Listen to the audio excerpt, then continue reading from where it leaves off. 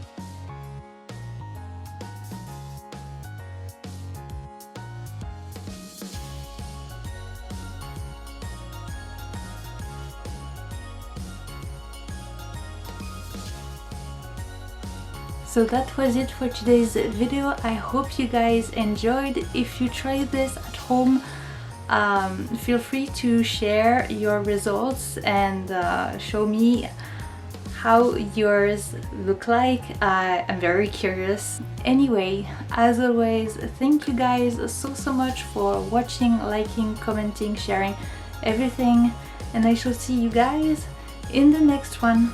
Bye!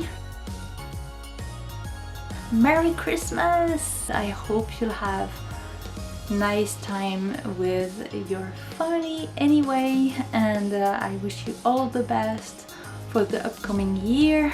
Bye!